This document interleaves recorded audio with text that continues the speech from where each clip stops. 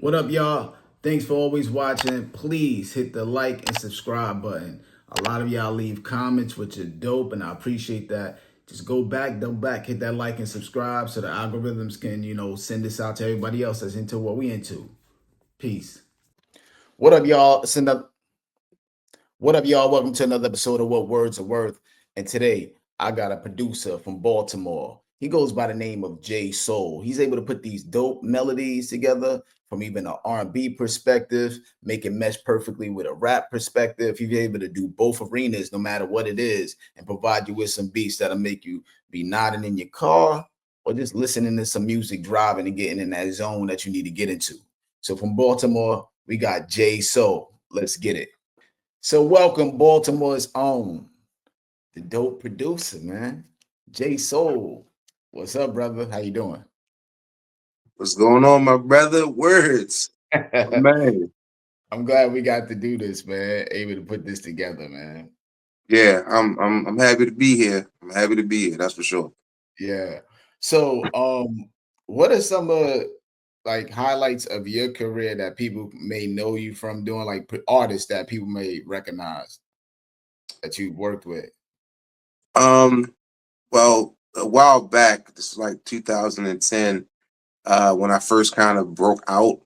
Mhm. Um, I had done some production for Art Roberson and Floetry, a couple artists, Carol Riddick. Um, I've worked with Deborah Bond, more like the soul world. You know what I mean? But I've done a lot of different production for all types of genres, and I think one of the more notable ones was an album that I had called Black Sinatra, Right. and that was the first record that I fully produced myself.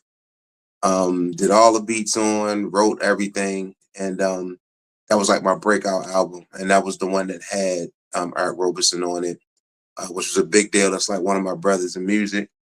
Um, I had Floetry on that record. I had uh Carol Riddick, who's like worked with like Music Soul Child. She's doing the intro for Soul Star.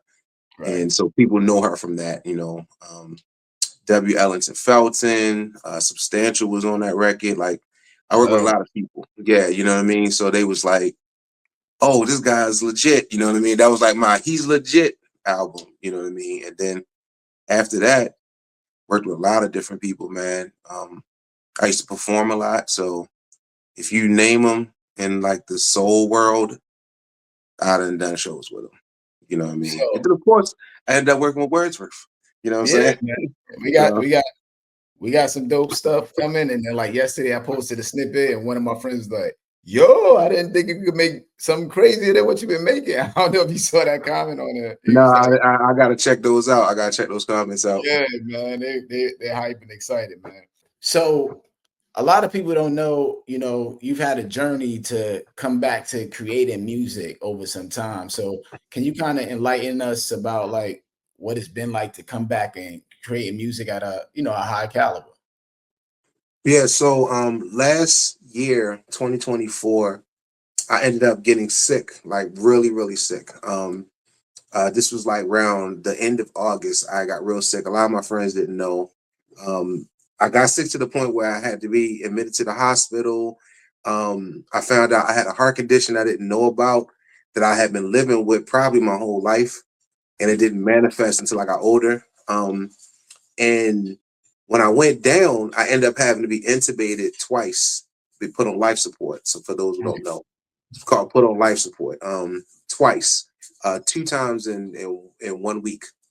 You know what I mean? Like they took me off of life support, thought I was good. My lung collapsed. I had to go back on life support.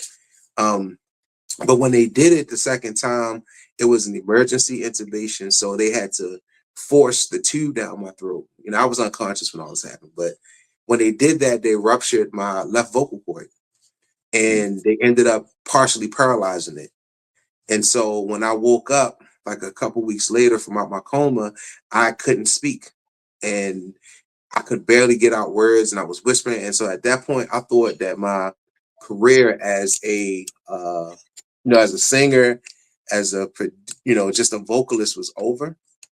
But through a lot of you know I guess, intentional love and intentional therapy, I was able to kind of nurse my voice back to my don't keep doing this. But anyway, I was able to nurse my voice back to basically health with like nebulizer treatments and stuff like that.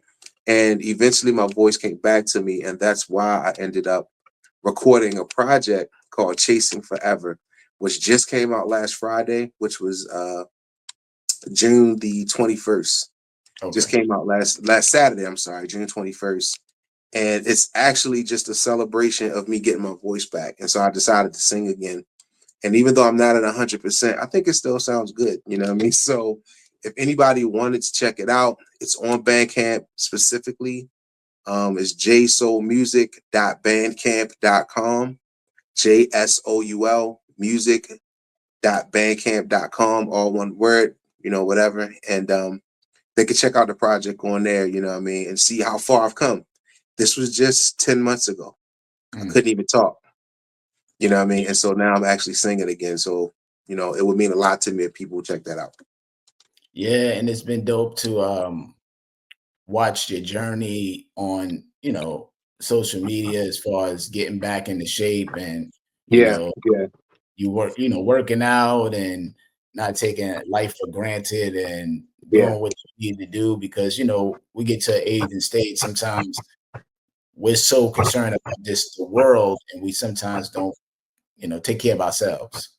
yeah. That was one of the main things, just like making sure that I started to pay attention to myself more. I was so into like just take care of everybody else and, you know, music wise, just everything in my life.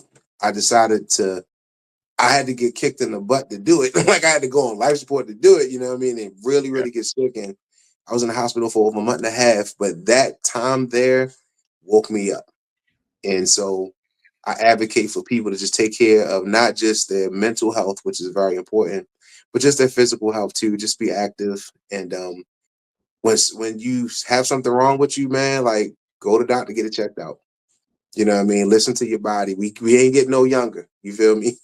But that's one of the things that I celebrate, as far as like just have my voice back. But the project's called Chasing Forever. It's a red cover, so you can't miss it. JSoul, you know what I mean? Celebrate with me get my voice back. I really appreciate it. It would mean a lot to me. Well, I'm glad you're here. Of course, I called to check in and stuff like that while you was going through it, and I appreciate you still being here. And I know your passion and love for the music and life and your wife and I know Yeah. you love what you love and who you love. So I appreciate you being here. So yeah, man, let's get into the interview. Yeah, for sure. For sure. So Good. origin of the name, I know some of these answers, but of course, some people may not. What's the origin of J Soul? And I also have an additional question with it, is that the J and the soul is together. So sometimes I may see it separate, sometimes I see it together. So it's meant to be together, one, It's meant to right? be together. Yeah. Okay. Why is that? And what's the origin of the name? So initially, I know this is gonna sound crazy, but initially, the actual origin of my name is very simple. I started out as a singer, and so my name is Jamal. I sing soul music, so J Soul. It wasn't really much thinking about it. Initially, a lot of people don't know that it was a acronym. I was trying to be different, right? So I made an acronym for it. It stood for, and it's gonna sound crazy, but I was like kind of on my music soul child thing, but it stood for Jamal sings out of love, and the of love was a U, so it was UV of love. And then eventually I was like, yeah, that's too much. And so I just put JSoul because when you look it up online, one of the things my homeboy who who ran the label that I was on, James Collins from Fertile Ground, he was like, "What you want to do?" He said, "It doesn't matter how many people use your name or how many other artists have the name J Soul. You just want to be the most important one. So when people Google you, your name is the first name to come up." And Right. so that's why I made it capital JSoul, so that when somebody puts it in Google, I'll be the first person that pops up on it. You know what I mean? Like my information will be the first one. So it was really strategic and very simple. You know what I mean? So mentioning the fact that you sing, that's one of the favorite things I love about doing music with you. That you don't tap into too often. It's kind of like a special superpower that you'll be there chilling and like, I don't know if I want to use my superpower right now. Like you're very, Right. you're very choosy with it, man. Right. And I'm always like, yo, do the hook, sing this. I Right. love hearing you sing. Your voice is extremely soulful. My last, well, not the last album, but the album before, the Fragility of Life. You did a hook on there, which is a Right. rarity, but Right. I Yeah. Yeah. I appreciated it. Your sound and to me, let me describe it first. It's so diverse. Like the song we did, like the joint called the logo, the beat the Limbias beat. That Right. joint, when I heard that, I was like, "Whoa, about to get up my rap bag!" Like, Yeah. You said that back pretty quick. You said that you know back what I'm pretty quick. saying? That's because the excitement of it, like, yo, this is crazy. Right.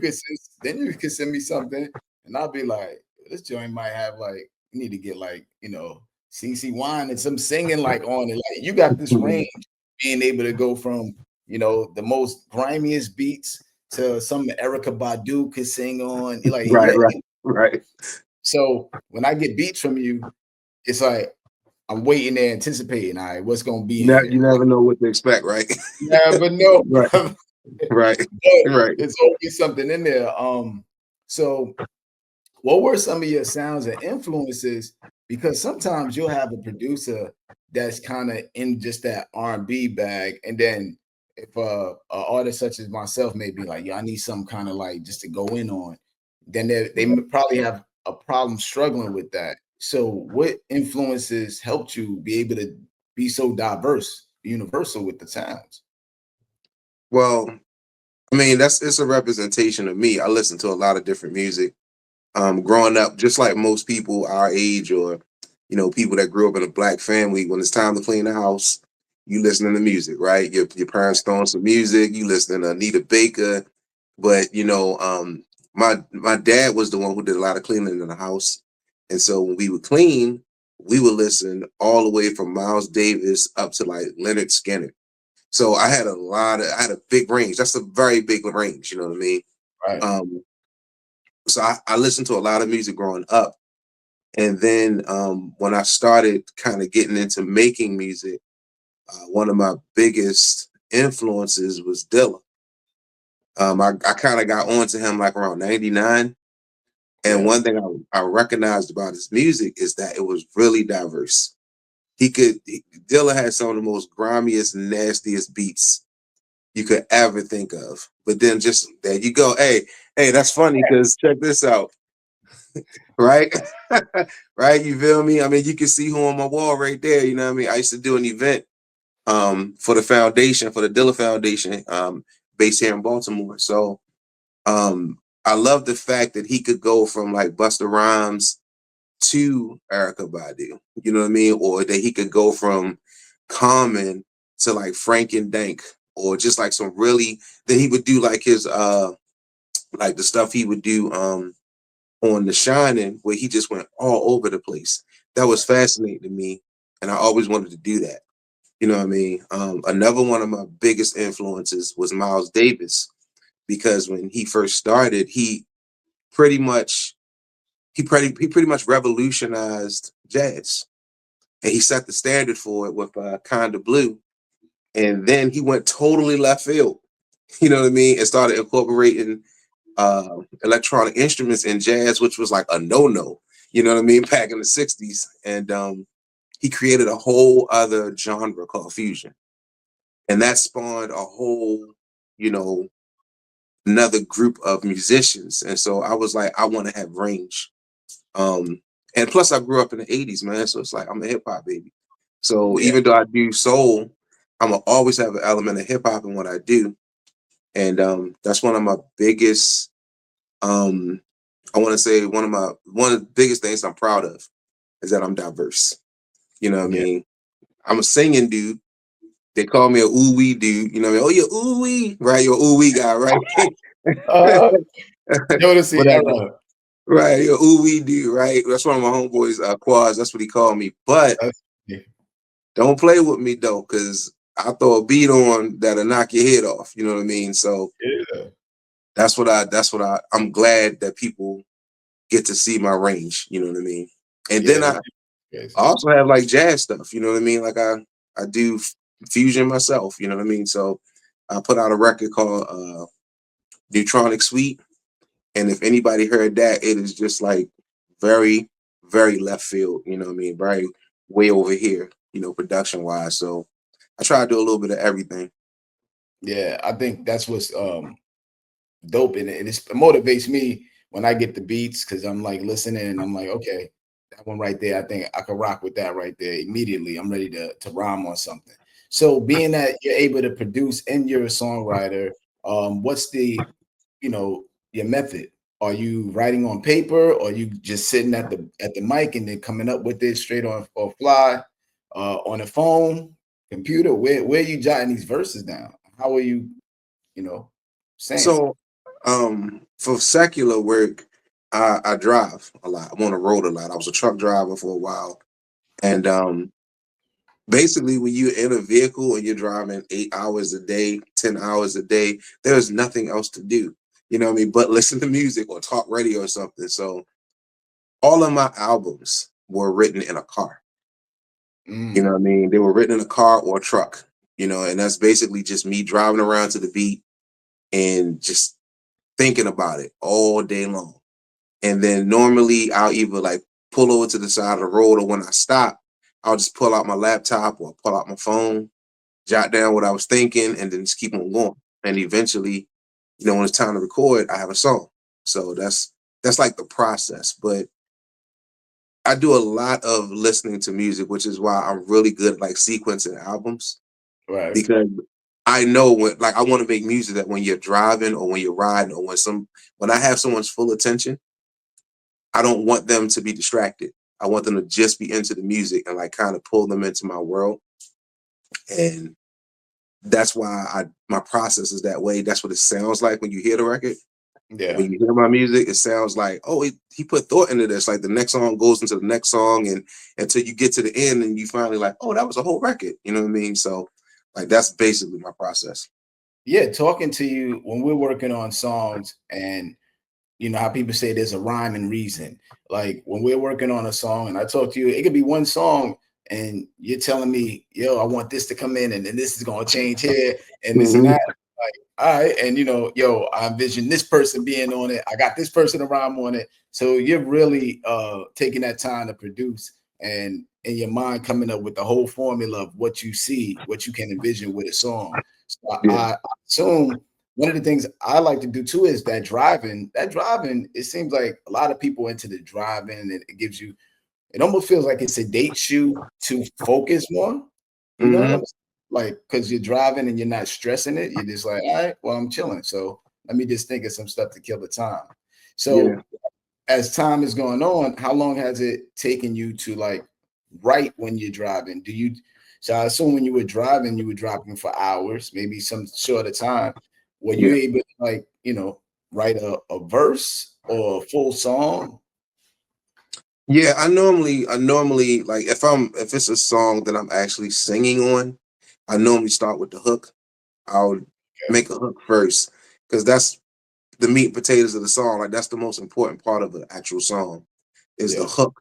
We don't hear a lot of hooks anymore. You know what I mean? Like it's like traditional hooks. We don't hear them too often. But the hook mainly gives you the main subject matter of Yeah. whatever it is you're writing about. So once you get the hook, you have the main subject matter. Now it's just a matter of writing around the main subject. You know what I Yeah. mean? And so that's basically my format for how I do songs. More recently though, I've been pretty much starting I pretty much try to run through the whole song when I make it. So Yeah. I just start from the verse, go to the chorus, and then whatever that may be, whatever my format is, I'll start that way. And then before I know it, I have a whole song. Now it's just time for me to plug in, the more important parts, or change the words, you know what I mean? Just probably like you or many artists when they working, they're not even saying words. they're just mumbling, you know. So you do that through the whole song, then you get to whatever the meat and potatoes is, the chorus, and then you're like, ah, da, da. You figure out what your melody going to be. So I'm like, okay, I'm gonna do that there. Okay, I'm gonna do this here, and then when it's finally time to put words to it, you just filling in the melody with words. You know what I mean? So, or the line, whatever that rhythm was, you just filling that with syllables and words. So that's how I put songs together. And how long, like, is that a day? Can somebody like send it to you and you be like, yeah, I can have it to you within a day? Do you need like a week? What is your preference of writing? You know, some people have time frames, or does it not matter at all? It depends, man. You can't rush it, but you can't force it either. If you start forcing it, just it's not there. You know what I mean? So that's how I feel about it. If I have to think too hard and I have to force it, then either the music isn't inspiring me, or maybe I'm just not there right now, and I gotta wait until it comes. Right. But when it comes, it's fast. You know what I mean? Like I can do a whole song in a day. I've done a whole song in 15 minutes. You know what I mean? Like it just depends on where I'm at mentally, you know what I mean? So if and especially if the beat moves me, like that's the beat moves me enough, the pen will just do what it's supposed to do. You know what I mean? And my ideas will just flow. And I often find that as writers and songwriters, producers, just being in the music business, you often have to gauge your creativity time based on the business, right? Like sometimes you might get a request, yo, JSoul, I need that Yeah. joint by tomorrow. Yeah. And a lot of people may not want to admit it, but I know as an artist myself, I may be working on something that's taking longer, but then something might hit me with, yo, we got this amount of money for you. We need to do by tomorrow. Oh yeah. Money can motivate you to do like a lot of things, you know what I'm saying? Like, I mean, that's just natural, you know what I mean? Like we all trying to get to the bag, so to speak. And Yeah. so when the pressure comes, and that's the other thing too, man. If you really work on your craft, you put in your 10,000 hours. When the pressure is on, you'll deliver because Right. it's like second nature to you. You know what I mean? So when it's something for myself, I can take as much time as I need. I think Right. that's like one of the things I had to learn was that, and especially just recording here in my home studio, I had to learn you don't have to rush it when you're at home. You don't have to rush it in your own studio. Take as Right. much time as you need. And eventually what happens is I make better music that way. Yeah. Now, when it comes to working with other people, if Mhm. they say, hey, I need this by Friday or I need this by tomorrow, if I agree to do it, I'm gonna do it. Right. Right. If I say yeah, I can get it done, I'm gonna find a way to get it done. You know what I mean? And like I said, even though I don't like to force myself, um, you know, I think what motivates me in an instance like that, it may be the music, it may be the person I'm working with. Like if I got a lot of respect for you and I really bang with you like that, I'm gonna try to deliver for you. You know what I mean?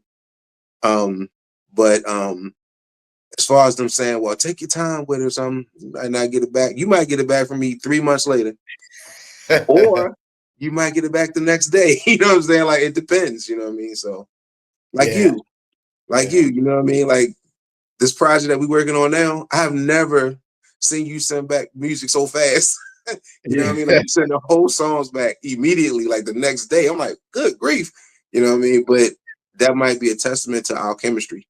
You know Yeah. what I If I mean? like We have, when I yeah, hear the beat, if I pick a beat, I'm not picking a beat just because to pick it. Like you can send me 20 joints, I might just pick two because those two are what I'm like immediately gonna react to, and then some of the others I might later on be like, oh, this fits in the album. I figured this one out, but I'm right. automatically like that. But I thought it was interesting to ask this question to us within in general because it's very situational, the career we're in. It's not really like it's like a sport in a way. Like you've been doing layups all game, but you might need a three.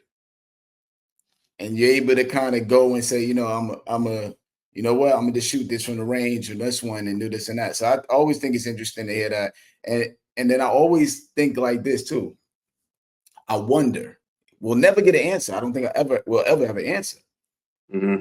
Fact that let's say you do that beat for somebody that is due Friday, will it be the same beat if you had the 2 weeks you had? Mm-hmm. Trying to figure that out. You don't know. You know what I'm saying? You don't know, but it still comes out quality because of who you are as JSoul, right? Because the Right. integrity you have and understanding the quality control. So I always think about stuff like, am I procrastinating? Am I rushing it? And then it Mm-hmm. comes out like this. It came out fire anyway. So, but Yeah, definitely, you gotta trust your 10,000 hours, man. You know what I mean? Like, if you put the time and the work in, you've done everything necessary, you know what I mean, to be prepared for that moment. It's just you gotta trust your ability, you know what I mean, yeah, trust your talent at that point, to deliver for you. It's kind of like I always think about when you freestyle, yeah, like you're not writing it down, but you put in so much time and yeah, so much work that freestyling is natural to you now. You know what I mean? So right, somebody might give you, if you're in a high pressure situation, let's say you're in a room with Jay-Z and he like, let me hear you freestyle. Like you can do it, you know what I mean? Because you can trust your ability because you right. put so much time and work into your craft. So that's how I feel. I feel that way about two things musically. I feel that way about my ability to write a hook, and I Okay, feel that way about my ability to program drums. I nice. always feel like, yo, you can put me in a room with Dr. Dre. And if he say I need you to program some drums, I can do that. You know what I mean? Now everything else, if you need me to write a scale or something like that, I might not be able to do it that fast, you know what I Yeah, mean? But if you say, yo, I need you to program these drums and make it not, I got you. and I that's can my do next question. Drums first, sample first, or no drum beats? Where you at with the whole drum situation? it. Sample first. And I'm Okay, gonna tell you why. I do sample first because what I what I have to do as a producer is I have to complement the sample. I have to make it work. You know what I mean? And I'm a musical guy. I'm a jazz guy. So you can't just play or start drums and then try to find melodies and things that work with the drums. In my mind, I know some producers can, but in yeah, my mind, because I'm also a singer, I hear the melody first, and then I know what drums to put with it. You know what I'm saying? So I think that's part of my process is understanding the melody of the song, the intention behind the melody, and the intention behind what I'm trying to do. And then I can put what kind of drums I need to go with it. So if I need the song to knock, now I know I have to put these drums with it. But if I need the song to kind of be chill, maybe I need it to be jazzy or maybe a dance kind of like a house thing. You know what I mean? I'll do that. And I normally let the sample, or even if it's not a sample, if it's something I'm playing, I let that guide me into what I want to do because I always felt like being a producer is like being a chef. You know what I mean? Like you got to know what type of ingredients work with what foods. right. You can't use the same seasonings on every food. You know what I'm saying? You got to use salt instead of sugar. You got to use, pepper instead of paprika. You know what I mean? If you put the wrong seasoning with it, it's not going to taste the same. It's not going to taste good.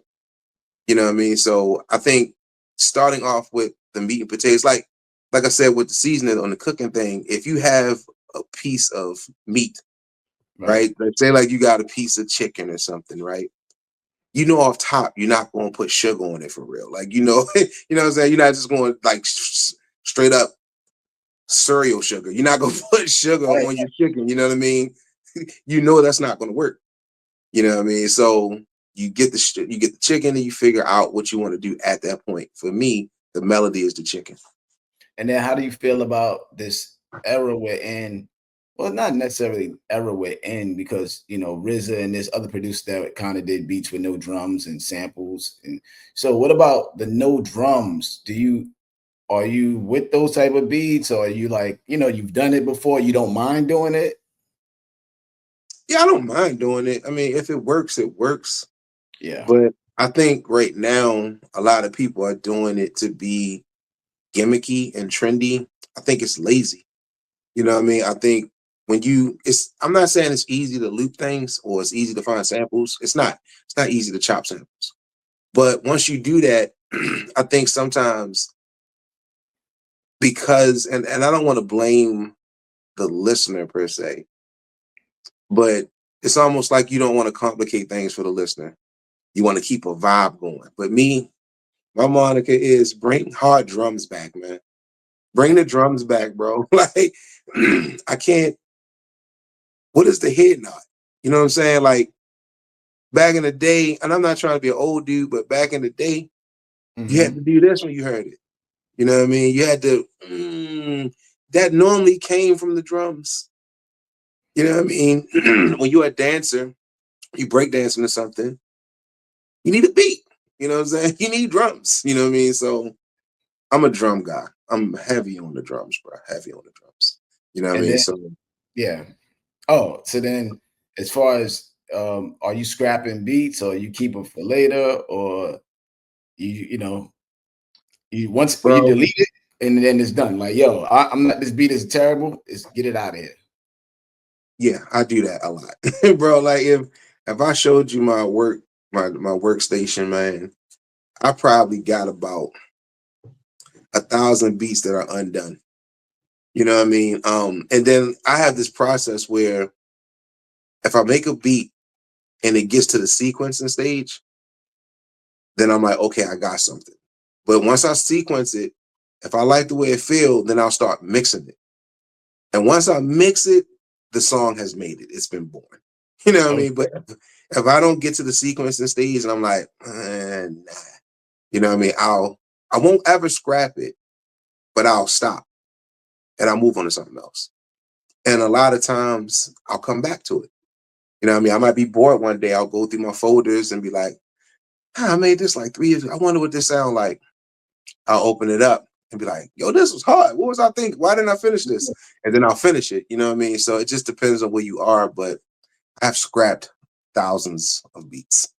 I've scrapped thousands of beats. And then I stopped doing that. You know what I mean? I was like, nah, go back to it, man, and see what happens. And so that's what I've been doing lately anyway.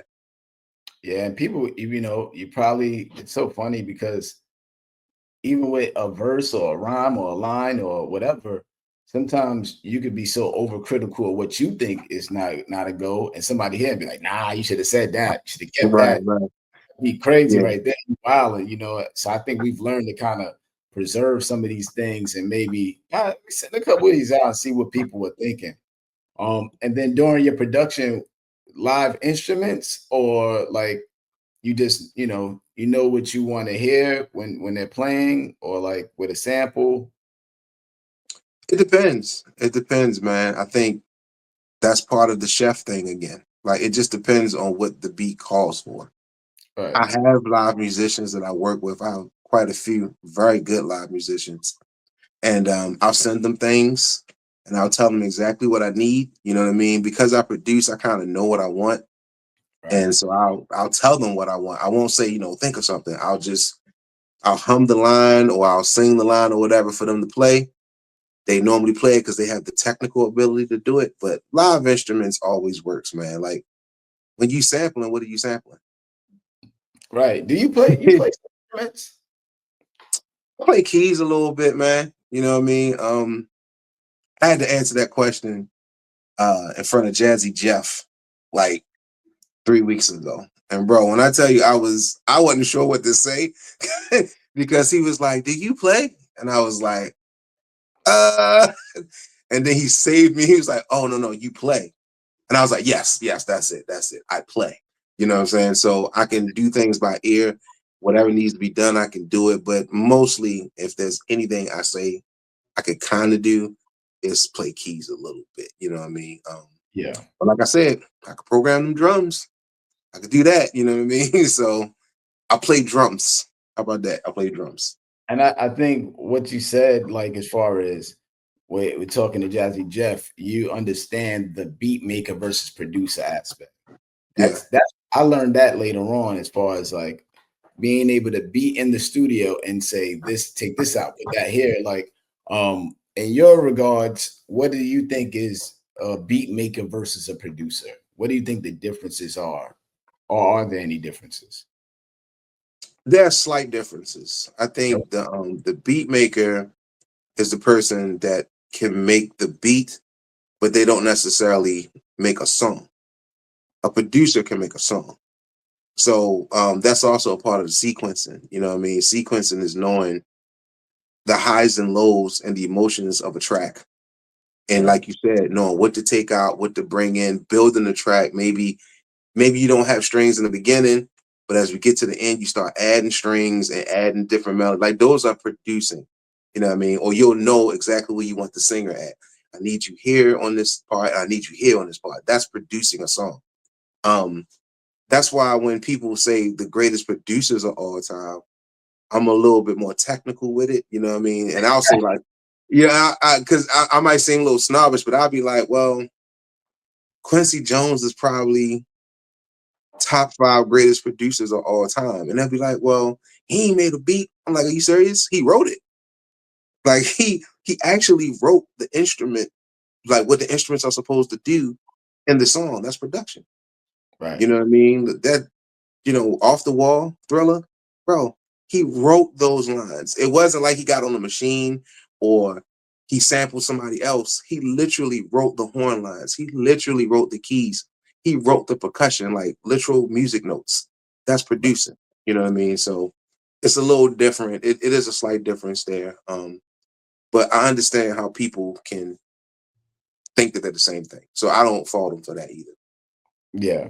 And then when you've been in the studio working with so many different people, do you prefer that they show up with the lyrics done or writing in the studio? You Which way would you like to work with an artist? And even for yourself, do you go to the studio and write there, or you prefer to have everything and bring it to the studio? I'm more of a have it done before I get there kind of guy because I want things to move. You know what I mean? And back when I was recording at other studios, I ain't got no big budget, man. You know what I mean? I'm not with Arista. You know, I'm not on a big record label where they Right. pay for you to sit in the studio for hours and hours and hours and hours and be like, come up with something. That's Right. not me. When I went to the studio, I got 4 hours worth of studio time money. We gonna get whatever needs to be done in those 4 hours. You know what I mean? So you walk in with a plan. And so you say, this is the song, it's already written. When I go in, I go straight to work. You know what I mean? I think that part of it helped train me to be efficient. Yeah. But I think now that I'm recording at home or I'm working with other artists and they come to my lab to work, um, the longest part of the process is really just going through the music and figuring out what music to use. And once we figure that out and we got the vibe right for that, normally I'll send it to them and be like, yo, when you done, come back.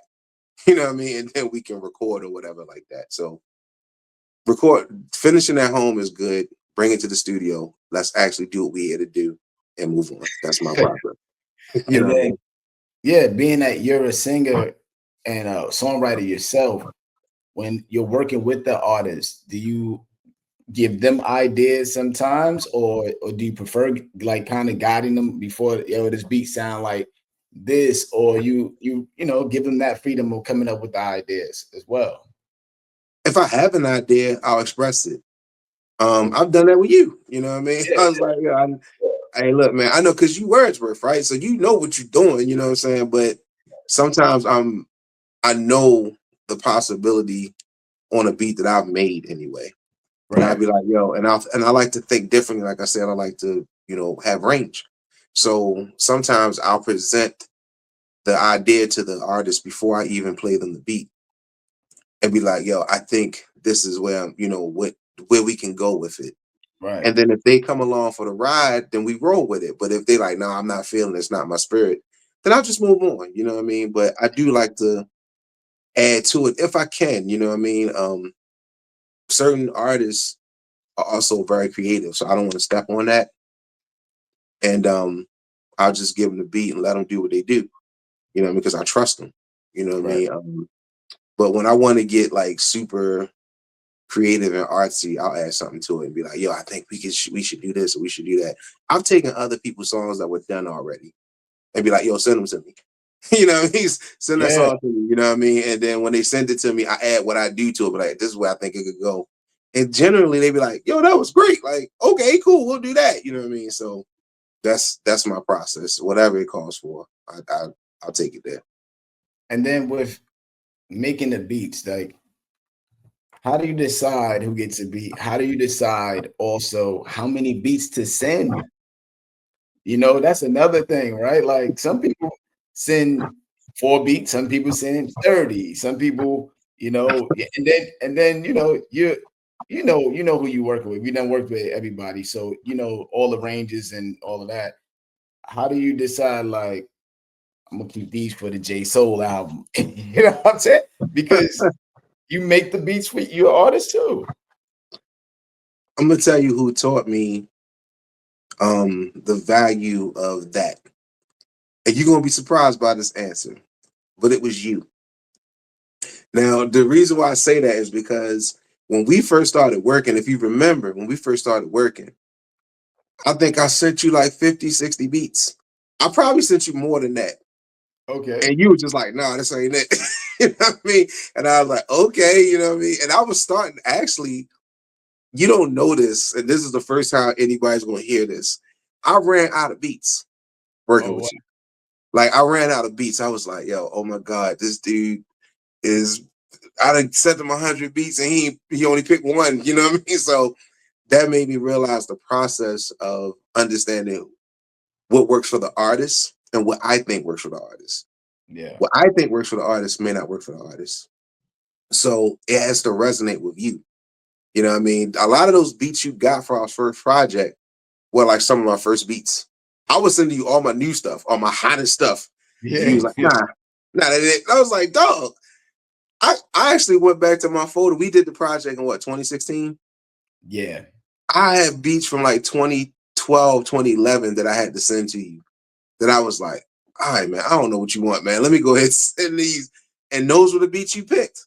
You know what I'm Yeah. saying? So it just depends, you know what I mean? Like what the situation calls for an artist, you know what I mean? But you definitely tested me, and that was good for me because as a producer, I had never worked with an artist that, tested me in that way and tested my range and my endurance in that way. And I'm glad you did that because now when I work with other artists, it's nothing for me to be like. Matter of fact, you're the reason why I probably have like 200 or 300 beats ready in my Mm. folder at all times. You know what I mean? Like, Yeah. because I was like, dog, I got to be able to run the gamut for as long as it need to run until the artist gets what they want. But I can't do that unless I have the beats ready to do that. You know what I mean? So I don't have 10 beats that are like my fire and these are the ones you pick from. No, I have 200 beats ready. So when people come in to work with me, they generally end up picking like 30 beats off the rip. No one Yeah. has ever come in here and picked less than 20 or 30 beats. Now, whether they get 20 or 30 beats, we whittle that Right. Of down, you know what I mean? But course. um one of my biggest processes when I work with artists, especially when they come in, is we have 3 stages. Mhm. One, you pick beats that you feel like you like. And the second round, like you write them all down. Whatever, I'll keep playing beats, you write the name down. The second time around, we separate and break it down to like 10 beats that you really, really love. And I'll put them in a folder. And I say, after we listen to the 10 beats, we'll come back to the same folder. Right. And then we'll start talking about the beats you can't live without. And that generally whittles it down to like 2 or 3. Mm. So that's how I figure out what beats you get. You know what I'm saying? That's how I figure it out. Yeah. Now when we work together though, you pretty much send joints, and I'm like, oh yeah, they got that one in there. Like now, Because it's like, I know what you like. You know what I mean?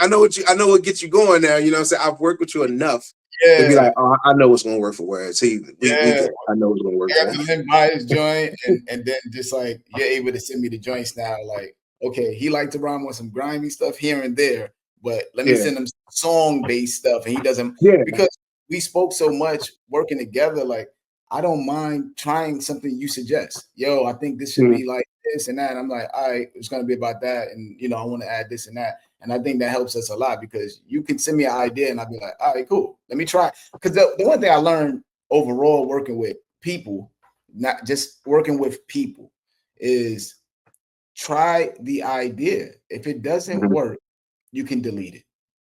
Mhm. Right, Saying like right. sometimes people feel like if I try that, it's etched in stone, and then the world's gonna hear it, and then I'm gonna Right, nah. right, right, right, right, right. Nah, man, I'll try everything, man. I'll sing on a song just to do a reference, but you may never hear that I did the song, but like the singing part, but then I get somebody to sing the real part. But I've learned that you just got to let it go when you're in the studio because you're working towards perfection. You're not Right, right, perfect. right. So that's what's when me and you work. I can if you be like, yo, on this idea for this and that, I'm like, all right, cool. And then that's it. I don't got no questions about it. I'm like, all right, cool. All right, That's a good cool. thing, man. That means you trust me. You know what I Oh, mean? for That means sure. you trust me. So that's something that's earned. You know what I mean? Like it takes time to work and know somebody. Plus, I think because of the way music is made now, where people aren't in the same room a lot, they don't get a chance to learn each other, just like on the human side. And that is a part of making music. You know what I mean? That's a part of you're literally exchanging energy and your souls are being put into a composition. So Right. if you guys aren't familiar with each other, it may sound like that on the track. You know what I mean? That's why it was so important for artists, at least pre, sending verses over the internet days. It was important for them to be in the same room. Oh yeah. You know what I mean? And kind of like, yo, let's vibe. You know what I mean? I think I saw Snoop say that he got to smoke with you for like 3 or 4 days to work with you. You know what I mean? And I'm like, well, me and Snoop probably never gonna work together because I don't smoke. But Yeah. the process was I need to spend time with you and see who you are as a person before I can start working with you. And I think if we had more of that, we'd have better music out there. You know what I mean? Just in general. Yeah, Um, because when you talk to somebody, man, during these interviews, when I'm talking to y'all, it's been dope because I'd be like, yo, you remember when that came out and this came mhm, out? Yo, mhm, and when you're in the studio, you start talking about music, and then you're like, yo, remember that song that says, yo, remember when the keys come in like that? We need to do something like that. If you're mhm. not in the studio, y'all are not being able to brainstorm and be like, get some direction. It's kind of just like, all right, you know. Right. You can still talk to people here and there with that, but it is a difference that you definitely could tell. Yeah. So I mean, it's real energy. Like I yeah, think people aren't. I think we're missing that in music. Real energy between two people instead of this artist is hot, that artist is hot. They recorded two different elements, two different microphones, two different rooms, and we're right. going to send the verses and put them together. And it starts to feel like, oh, this person's just on the song with them because they're hot right now. It doesn't sound like we have a kinship. We're cool with each other. We're friends. We're literally collaborating because we have the same thought process. It starts to sound like that eventually on the music. You know what I mean? And I think when you came to Baltimore, we shot that video. It was a chance for us to really be in each other's presence and Right. talk to each other. And we got families, we got wives, kids, and stuff like that. We were able to talk about all that kind of stuff Yeah, and created a bond so that now you're in Florida, I'm in Baltimore, but I right. can send you something and know you're gonna bang with it. You know what I'm saying? Like I know that because I know you. You know what I mean? That's a synergy that's missing in music now with collaboration. And Yeah. I think we get back to that, we'll get better music. Yeah, and every album I've done thus far, since we've done the other album and stuff, I'm with one producer. It's way easier to talk, we communicate, we build, we're trying to figure things out, and just like it just feels way easier to get something that's kind of cohesive. So Right. as you're creating these beats and songs, how do you know when it's finished? Like, okay, now I can go to mixing and mastering. I think it's done. When it feel right. It gotta feel right, man. Before you finish answering, me knowing you, sometimes you'll send it to me and then I send it and I'll send it, or you listen and you be like, yeah, I'm listening to that joint, man. I'm thinking about adding like on the phone, you'd be like, yeah, I'm Right. listening to it. I might add some. I'll be like, all right, but you'll listen to it and then do add some It gotta extra stuff. feel right. Yeah, it gotta Yeah, feel right. It gotta. To me, I like to paint complete pictures. I don't want it to be a sketch. I don't want it to be a half done sketch. I want it to be a complete thought right. because every song that I create, I want to be an experience. I mean, Yeah. every single song. I want it to be an experience by itself, not just, oh, it's this song on track 2 goes with the song track 5 later on in the album. No, no, no, no. I need everything to be cohesive. So even with the song itself, every thought has to be cohesive. From Right. the beginning of the song to the middle of the song to the pre-chorus, all of it has to make sense for me. You know what I mean? And once it feels good all the way through, that's when I know it's done. You know what I mean? And then what's Like your that act? the Len Bias joint. Yeah, Yeah. I'm gonna add some stuff to it. You know what I mean? Like it ain't finished. It ain't Yeah. finished. You know what I Yeah. mean? Yeah, and then what I want to add to the end of it, even I tell people while they might, so when they hear the song, but at the end, I wanted to have like a voice when I say monetize the logo in the middle of my name. There's a dollar sign. Right at the end of that, I wanted to have like a girl with that voice to be like the logo, the logo. I want to call the song the logo. This Okay. how and the reason why is because like that's a big debate too nowadays sometimes. Who's the logo of rap? He shoots from the logo, the logo. Mm-hmm. So that's the name of the song, just to give you ideas. Because sometimes you'd be like, it's a big deal. He's pulling up from the logo. And who's the logo of basketball?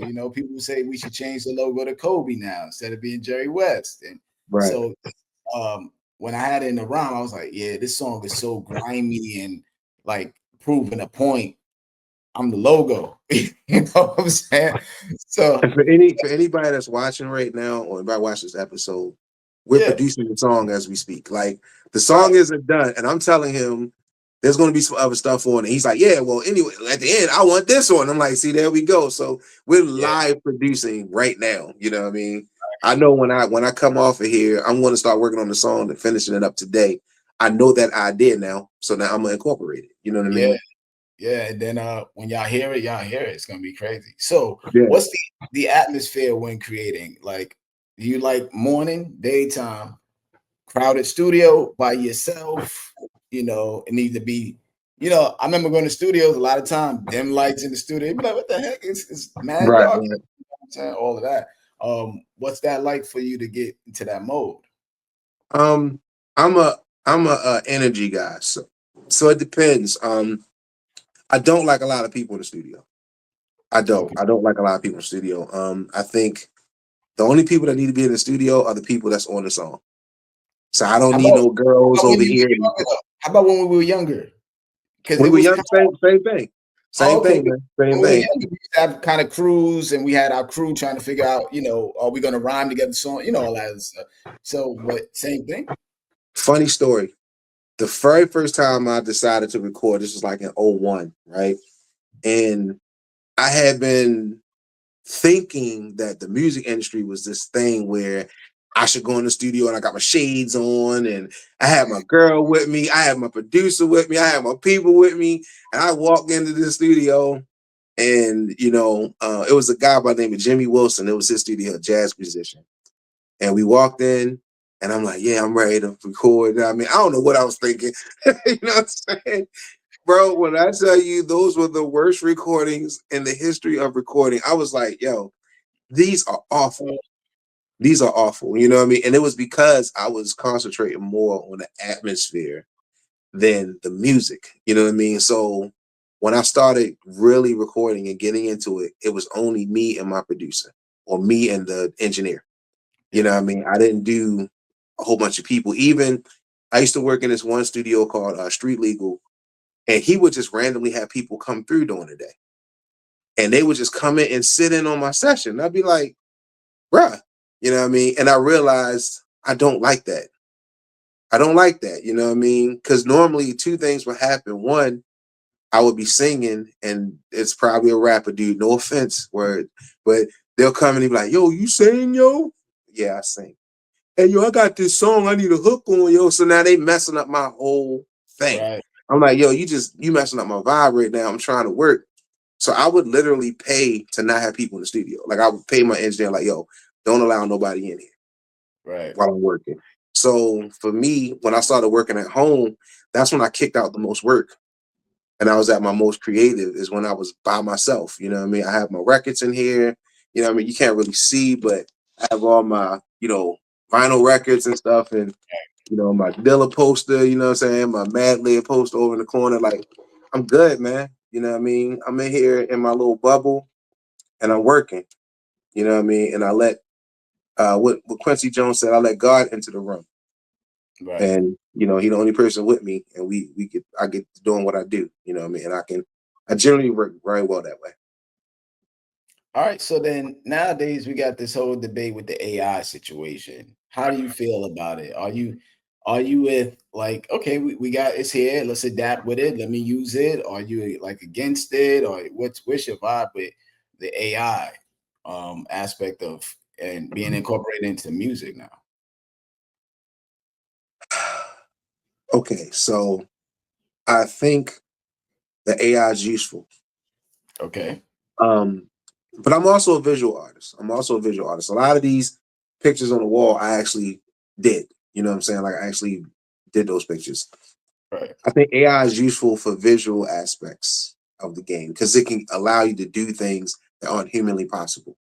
It's quicker, but for music's sake, I do not think it belongs. And the Okay. reason why is because I think there's a certain amount of, and I'm not trying to get too deep, but there's a certain amount of spiritual value that comes with sonics. You can hear something and it'll make you emotional. You know what I Yeah. mean? Like you can hear strings and it make you emotional.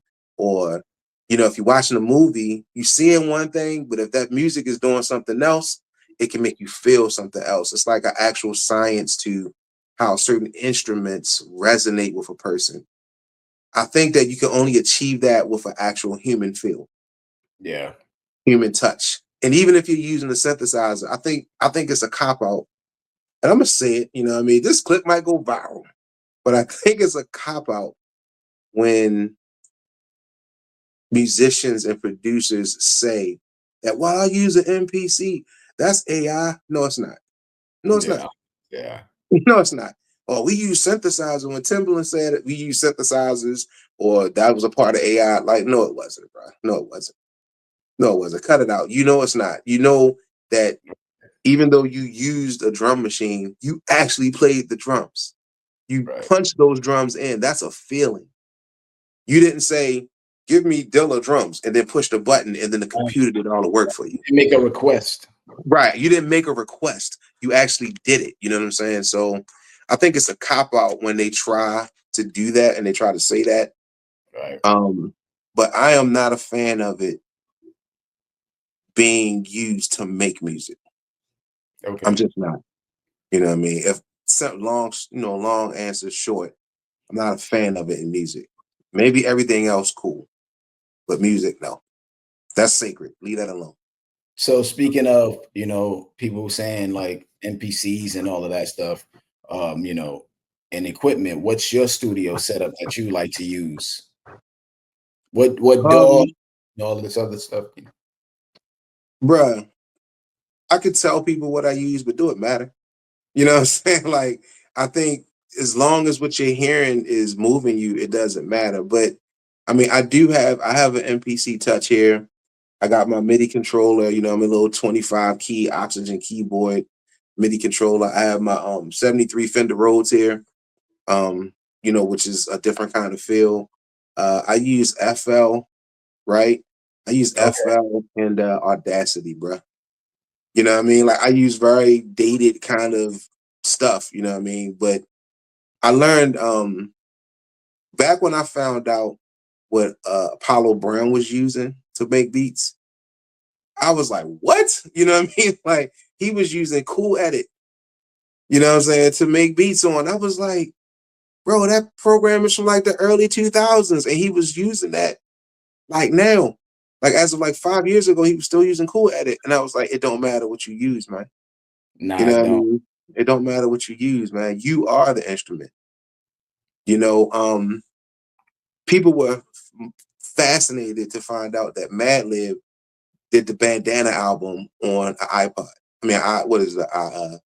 Yeah, I not an iPod, but uh, a tablet. He did it on an Apple tablet, like an iTablet or whatever. And people was like, that's impossible. Like that stuff sounds too grimy and too great. No, he's mad lit. That's Yeah, why it sounds like that. when You know? Ninth Wonder was the first person I heard when people was like Fruity Loops. I was like, what's that? And they was like, yo, Ninth Wonder's Fruity Loops. And then that Right, became a thing. Fruity Loops, that became a thing. So it right, don't, it's all about what you use. I remember people was like, first started hearing about Reason. Yo, I'm on Reason. I was like, what's that? It was like, yo, Reason is this. I'm learning how to use Reason more. So I just started hearing so many different things that everybody got so many different ways that they cook up their stuff, man. right. Yeah, it doesn't matter. You know what I mean? Like I saw Bahamadia. She made a whole project on her phone. You know what I'm Right. saying? And put it out. Like, and it was dope. Like it doesn't matter, man. It doesn't matter what you use. I've gone in the studios where producers have tens of thousands of dollars worth of equipment. And Right. it sounded like they made it on a Casio, Play School, you know what I mean? Right. Setup. Like it does not matter, yo. Like if you're a dope producer, it don't matter what you use. You know what I So mean?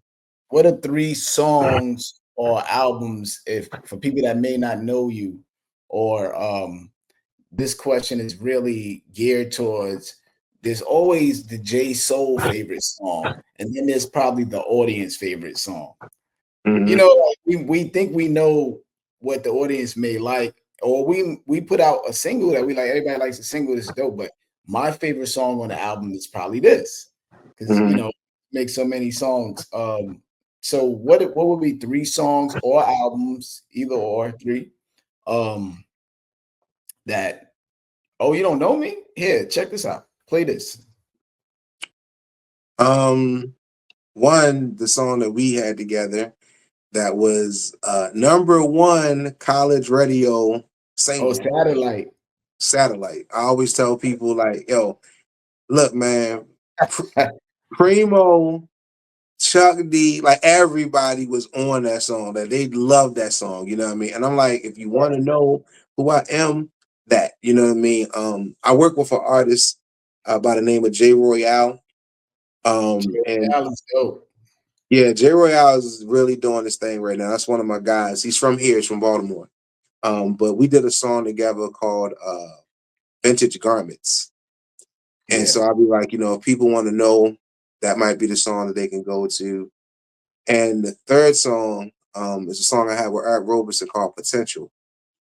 I tell people to go to that song. Maybe they've heard it, maybe they haven't. I don't assume that anyone's heard my music before. Yeah, me neither, man. You So know what, too, Jay? So it's so much music out today. Is yeah, this whole nother discussion I have all the time, is that we don't even get to hear each other's stuff. We're putting out so much stuff at yeah, such a high clip, like that I can't hear all of our friends. If you think of all our friends that put out music, we gotta play right. catch up. We gotta play catch up. Yeah, Like, yeah, especially like, Sub drop something, you drop something, like it's just like everybody dropping stuff, and then it's like, yo, you hear yet? It's like, brother, I'm like 10 albums behind on, right, like, right.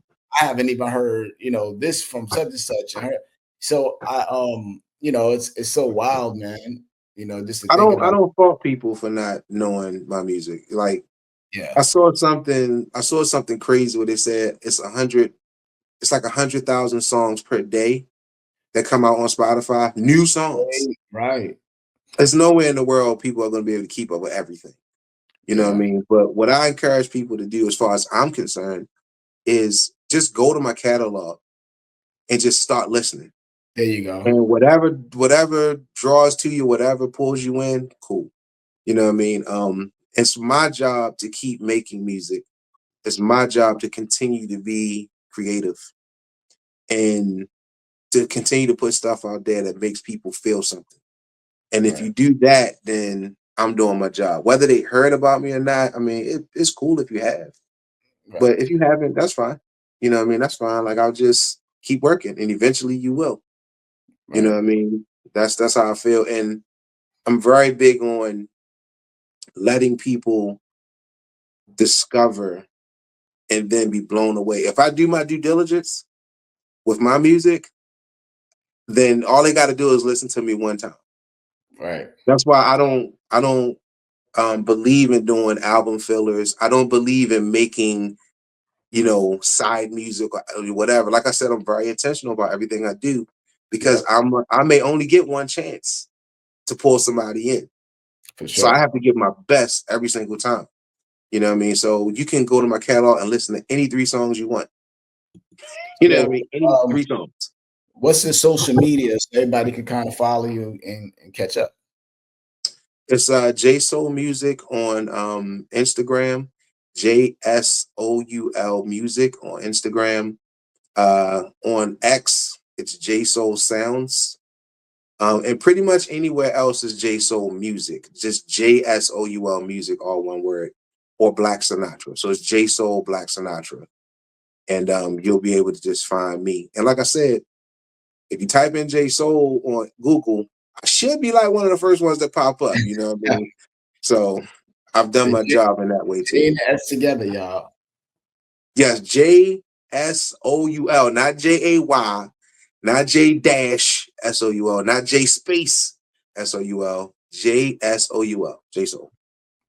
Well, JSoul, I appreciate you coming on here, brother, man. As I'm sure a lot of people are gonna get something from this, learn about you, learn about me and you working together, and just get some ideas and also another way of going about doing things, especially on those rides, because a lot of us drive, and a lot of people are gonna be listening to this driving. And I appreciate having you on here. And make sure y'all go follow him. Make sure y'all comment, like, subscribe to the channel on YouTube and on Spotify, wherever else you're hearing this.